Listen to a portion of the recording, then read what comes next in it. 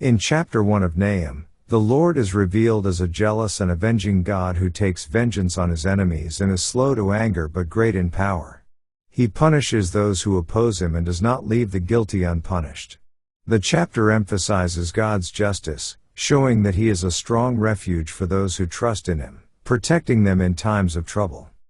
The Lord's wrath is described as powerful and consuming, with fire and storm clouds going before him.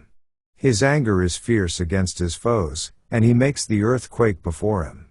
Mountains tremble, and hills melt like wax, demonstrating the overwhelming power of God's judgment. The imagery paints God as a mighty warrior executing judgment with strength and fury. God's justice is assured, and his enemies will not escape his judgment. Though they plot evil and devise wicked plans, the Lord will bring them to ruin. The chapter contrasts the wickedness of the enemies with the steadfastness of God's promises to his people, declaring that the Lord is good, a stronghold in times of trouble, and that those who know him trust in his name. Finally, Nahum reassures the faithful that God's justice will bring relief and deliverance. The oppressors will face destruction because of their evil deeds, and their wickedness will come to an end.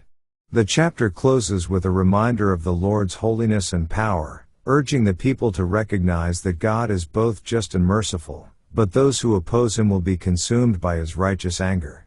Let's now read Nahum chapter 1. The burden of Nineveh. The book of the vision of Nahum the Elkoshite. God is jealous, and the Lord revengeth, and is furious. The Lord will take vengeance on his adversaries, and he reserveth wrath for his enemies. The Lord is slow to anger, and great in power, and will not at all acquit the wicked. The Lord hath his way in the whirlwind and in the storm, and the clouds are the dust of his feet. He rebuketh the sea, and maketh it dry, and drieth up all the rivers. Bashan languisheth, and Carmel, and the flower of Lebanon languisheth. The mountains quake at him, and the hills melt, and the earth is burned at his presence, yea, the world, and all that dwell therein. Who can stand before his indignation?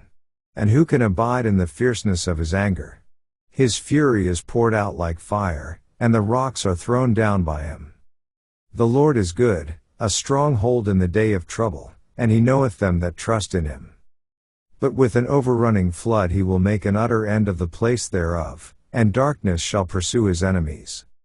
What do ye imagine against the Lord? He will make an utter end. Affliction shall not rise up the second time.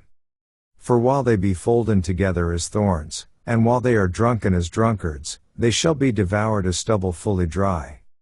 There is one come out of thee, that imagineth evil against the Lord, a wicked counselor.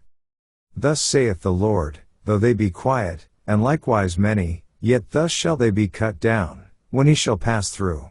Though I have afflicted thee, I will afflict thee no more. For now will I break his yoke from off thee, and will burst thy bonds in sunder. And the Lord hath given a commandment concerning thee, that no more of thy name be sown. Out of the house of thy gods will I cut off the graven image and the molten image. I will make thy grave, for thou art vile.